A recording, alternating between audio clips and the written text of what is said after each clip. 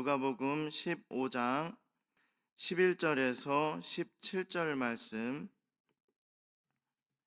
교독하겠습니다. 제가 가진 성경은 신약성경 122페이지입니다. 누가복음 15장 11절에서 17절 말씀 교독하겠습니다. 누가복음 15장 11절에서 17절 말씀입니다. 제가 먼저 읽겠습니다. 또 이르시되 어떤 사람에게 두 아들이 있는데 그 둘째가 아버지에게 말하되 아버지여 재산 중에서 내게 돌아올 분깃을 내게 주소서 하는지라 아버지가 그 살림을 각각 나눠 주었더니 그 며칠이 안 되어 둘째 아들이 재물을 다 모아 가지고 먼 나라에 가 거기서 허랑방탕하여 그 재산을 낭비하더니 다 없앤 후 그 나라에 크게 흉년이 들어 그가 비로소 궁핍한지라 가서 그 나라 백성 중 한 사람에게 붙여 사니 그가 그를 들로 보내어 돼지를 치게 하였는데 그가 돼지 먹는 주염 열매로 배를 채우고자 하되 주는 자가 없는지라. 함께 읽겠습니다. 이에 스스로 돌이켜 이르되 내 아버지에게는 양식이 풍족한 품꾼이 얼마나 많은가 나는 여기서 주려 죽는구나. 아멘. 오늘은 누가복음 15장 말씀으로 탕자의 비유 중에 떠남의 결과들, 아버지를 떠난 둘째 아들의 결과가 아버지를 떠난 그 결과가 어떠한가를 말씀을 통해서 살펴보려 합니다. 우리는 말씀을 통해서 하나님 아버지를 떠나는 것, 그것이 얼마나 위험한 일인가, 이 아버지를 떠난 둘째 아들을 보면서 떠났을 때, 아버지를 떠났을 때 얼마나 위험한 상태에 이르는가, 이것을, 그리고 그 아버지를 떠나는 것이 얼마나 어리석고 무지한 일인가, 이것을 알 수 있습니다. 둘째 아들은 유산을 미리 달라고 해서 아버지가 아직 돌아가시지 않았는데 또 불구하고 내게 올 분깃을 내게 주소서 하면서 아버지가 아직도 살아 계심에도 불구하고 아버지를 떠나고자 그렇게 자신에게 돌아올 유산을 미리 달라 하여서 그렇게 받아서 아버지와 가족들이 사는 곳에서 멀리 떠나서 그렇게 살아갑니다. 둘째 아들이 아버지를 떠나서 그렇게 원하고 바라던 먼 나라로 가서 그 겪게 될 일들, 즉 아버지를 떠난 아들의 형편과 모습이 어떠한가 오늘 말씀은 잘 알려주고 있습니다. 이 둘째 아들, 아버지를 떠난 둘째 아들의 비유를 보면서 우리 자신에 대해서 살펴보게 되는데요. 우리는 과연 아버지 대신 하나님의 곁에 있는가? 또 둘째 아들처럼 아버지를 멀리 떠나려는 그런 계획을 세우고 있지 않은가?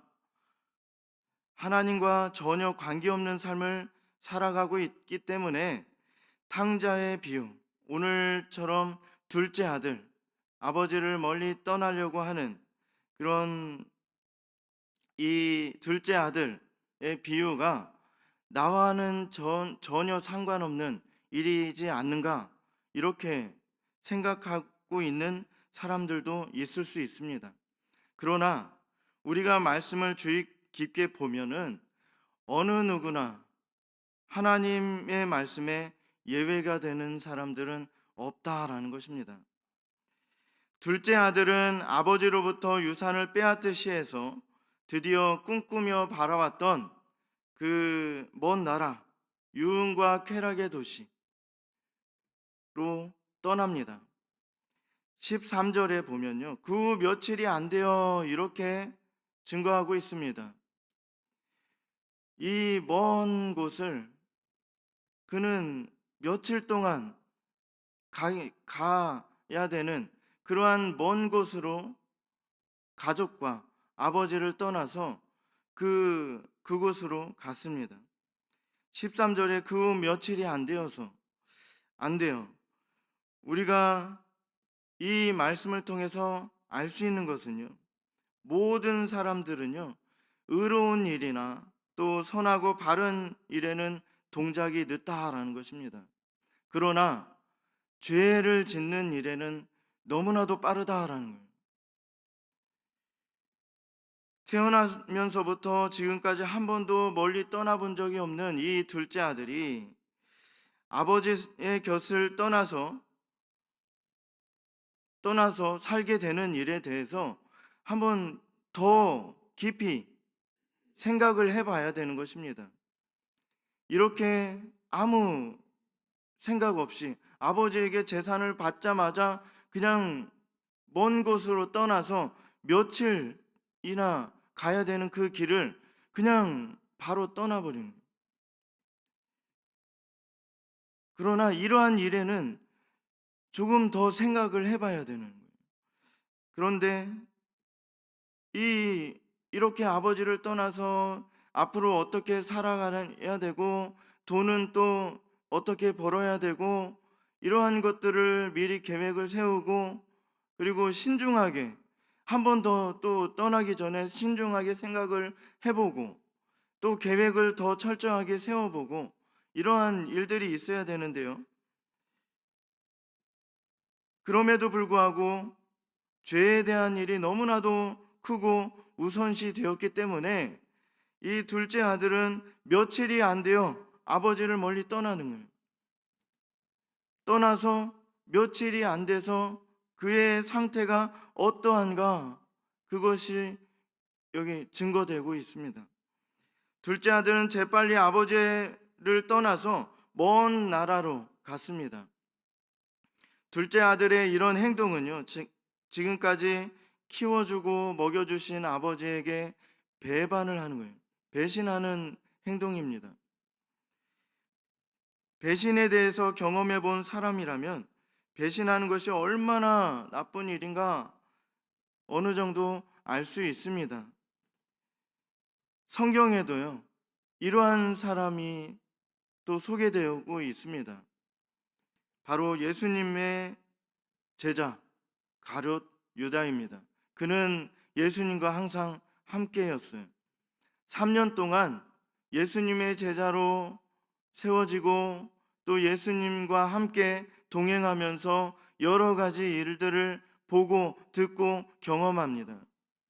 예수님께서 때로는 엄청난 하나님 되심을 나타내는 그러한 큰 기적들도 행하시고요.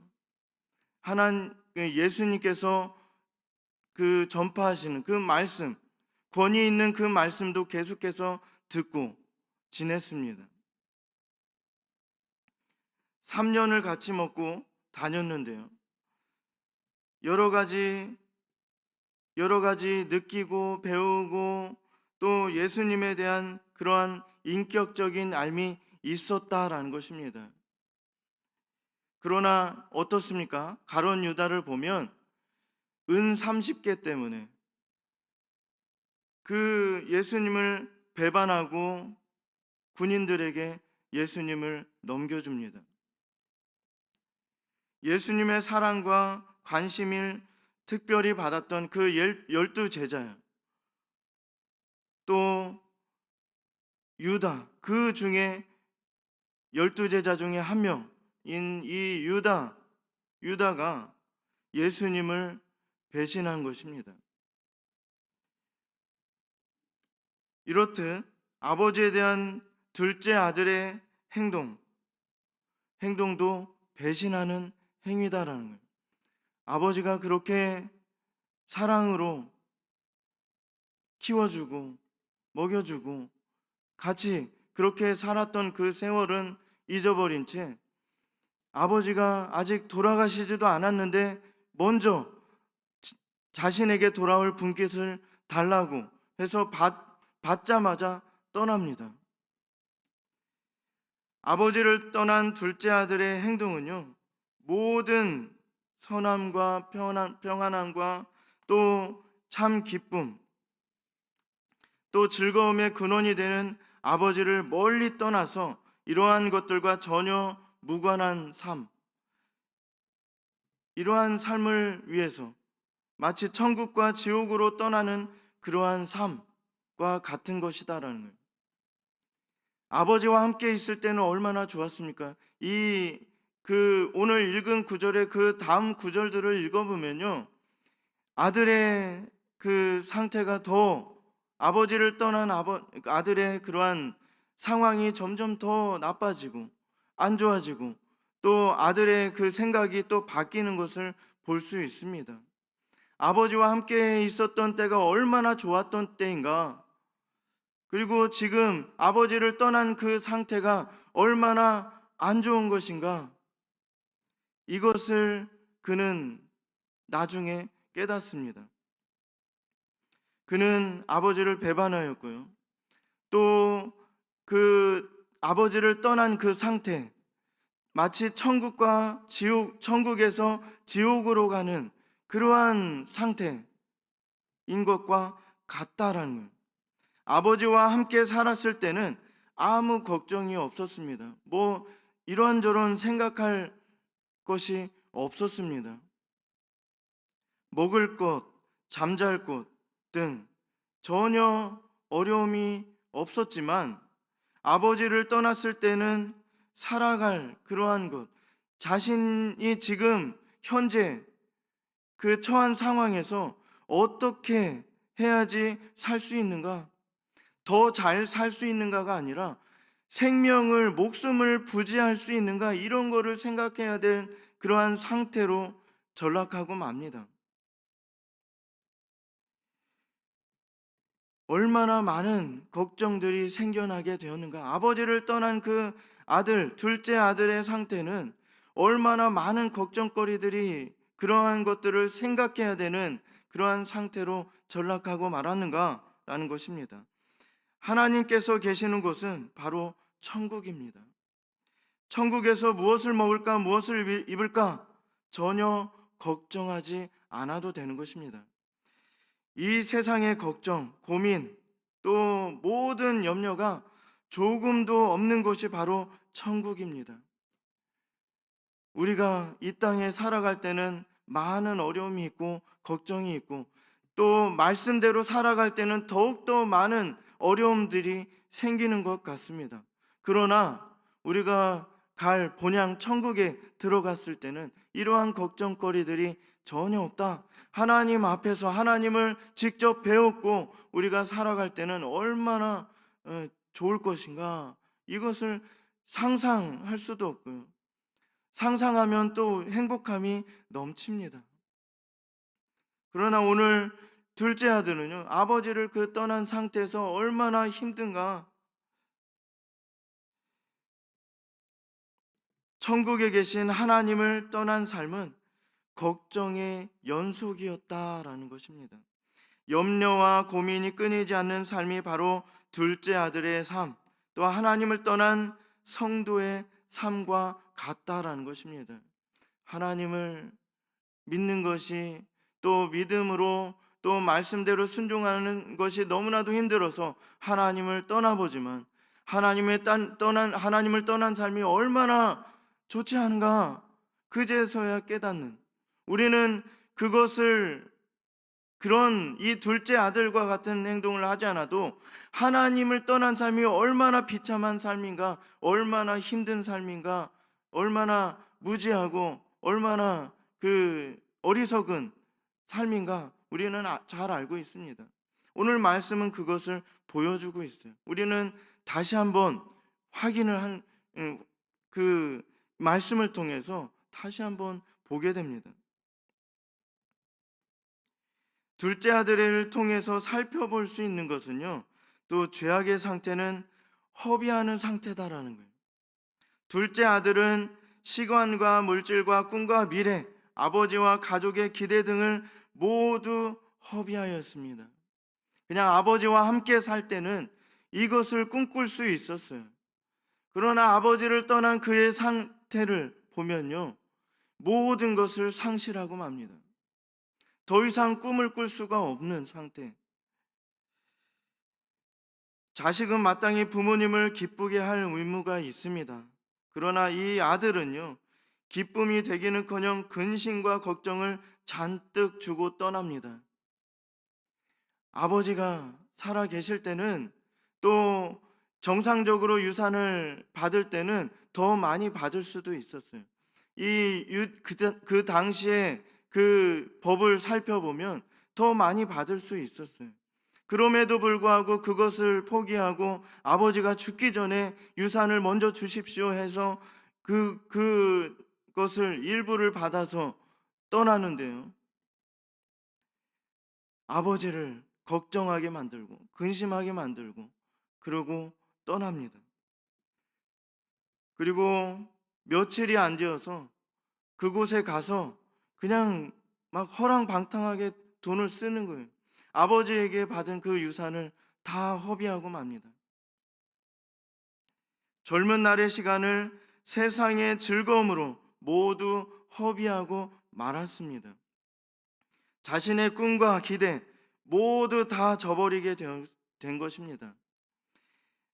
우리는 하나님을 기쁘게 해야 되는데요, 사람의 첫째 되는 목적이 바로 하나님을 영화롭게 하는 것이다 라는 것입니다.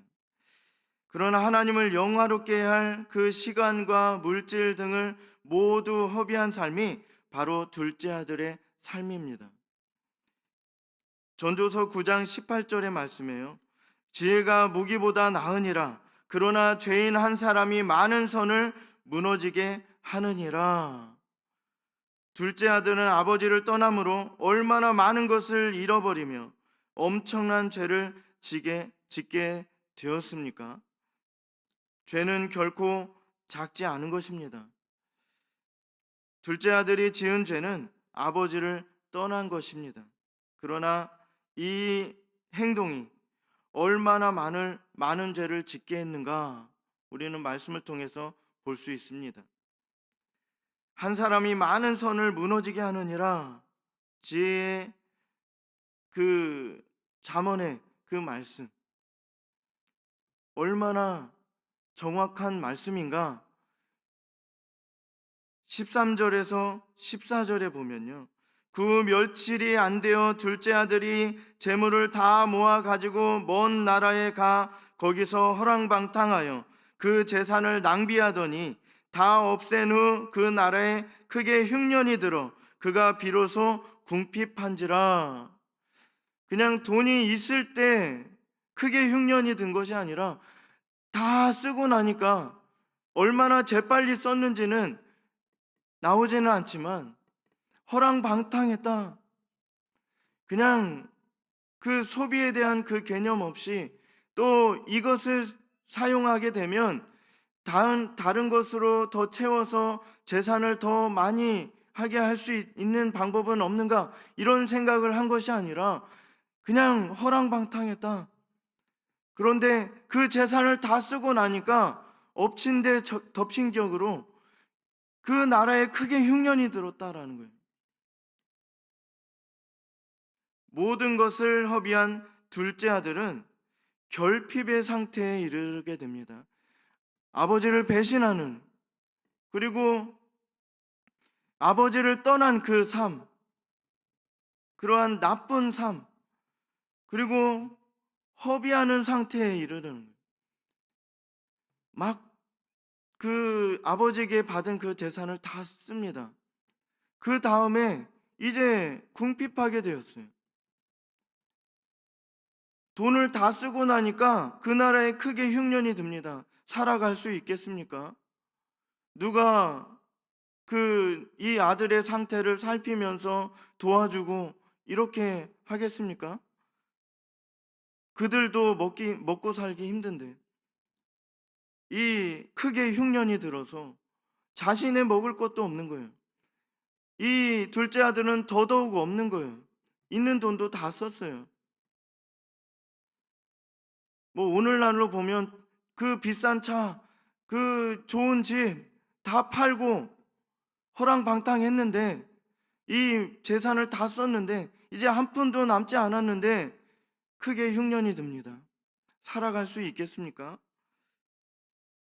다 없이 한 후에 둘째 아들의 모든 것이 다 사라졌습니다. 그의 유산, 그의 미래, 그의 기쁨, 그의 즐거움, 그의 꿈, 소망, 기대, 이 모든 것이 결핍의 상태, 이러한 상태에 처하게 되었습니다. 아버지를 떠난 둘째 아들의 상태는요, 남의 얘기가 아니에요. 하나님을 떠나면 이렇게 되는 것입니다. 하나님을 떠난 성도의 상태, 이러한 상태가 바로 이 둘째 아들의 상태다라는 거예요. 우리가 하나님을 멀리 떠나고 하나님을 부지런히 찾지 않는다면 바로 우리가 둘째 아들의 삶을 살아갈 수밖에 없는 것입니다. 다음으로 또 살펴볼 것은요, 아주 나쁜 노예 상태로 전락했다라는 것입니다. 15절에서 16절입니다. 가서 그 나라 백성 중 한 사람에게 붙여 사니 그가 그를 들러 보내어 돼지를 치게 하였는데 그가 돼지 먹는 쥐염 열매로 배를 채우고자 하되 두는 자가 없는지라. 이제 돼지가 먹는 그러한 식량도 그가 먹을 수 없는 그러한 상태로 전락하게 맙니다. 전락하고 맙니다. 모든 것을 허비하고 모든 것을 잃어버린 둘째 아들은 이제 그 나라의 종으로 살아갑니다. 아버지의 아들로 살아갔을 때는, 아버지와 함께 살아갔을 때는 이런 그 걱정을 할 필요가 없습니다. 그러나 그는 돼지를 치는 종이 됩니다. 당시 유대인들 사이에 유행했던 말 중에 이런 말이 있었다고 합니다. 돼지를 보살피는 자에게 저주가 임할지어다. 둘째 아들이 아버지 곁을 떠나지 않았더라면 이러한 상황에 처하지 않았을 텐데, 든든한 아버지의 아들의 상태에서 이제는 한 주인의 종으로 전락해버렸고, 그것도 돼지치는 일을 하는 종으로 되었다라는 거예요. 이 얼마나 안타까운 일입니까? 둘째 아들의 주인은 일을 시키고서 일당이나 아니면 그 한 끼의 식량마저 제대로 주지 않는 아주 악한 주인인 것 같습니다.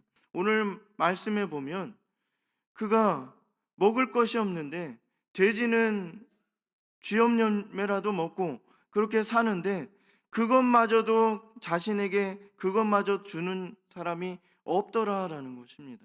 그것도 못 먹는 그러한 아주 비참한 상태로 빠집니다.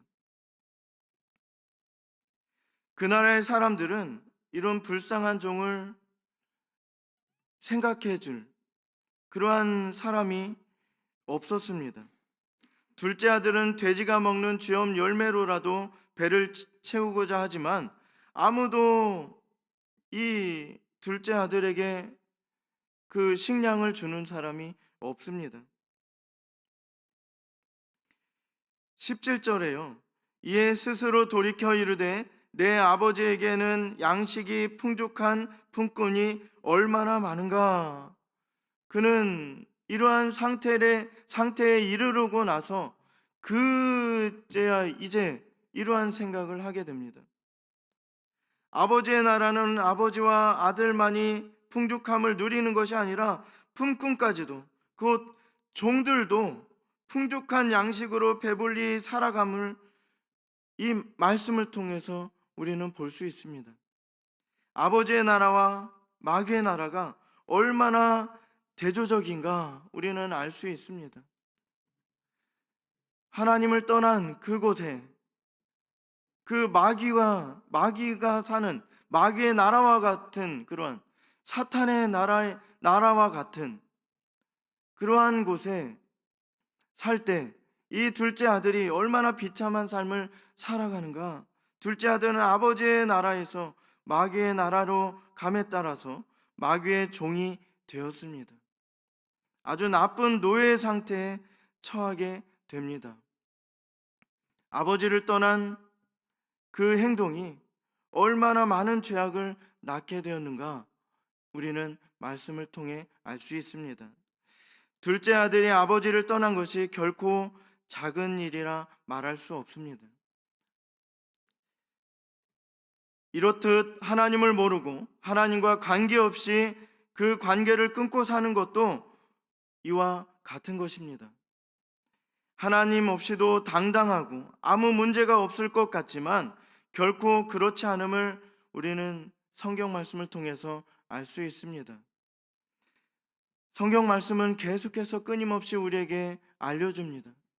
하나님을 떠난 그 상태가 얼마나 나쁜 상태인가 이것을 우리에게 경고하고 있습니다. 이 둘째 아들의 상황을 결코 우리는 잊지 말아야 하겠습니다. 우리가 하나님을 버리고 떠날 때 바로 우리의 모습이 될 것이기 때문입니다. 하나님 곁에 사는 삶이 얼마나 복되고 안전하며 평안하고 기쁨이 되는지 깨닫고 놓지 말아야 할 것입니다. 악한 유혹의 소리가 들려오고 마귀의 나라로 가자 하는 달콤한 속삭임에 속지 않고 잠깐의 즐거움을 위해 영원한 기쁨을 놓치는 어리석은 자가 되지 않아야겠습니다. 항상 하나님과 함께하고 그분 안에서 주님께서 베푸시는 은혜를 가득 받고 누리며 복되고 안전하고 평안하고 기쁜 삶을 살아가는 우리 모두가 되기를 간절히 소망합니다.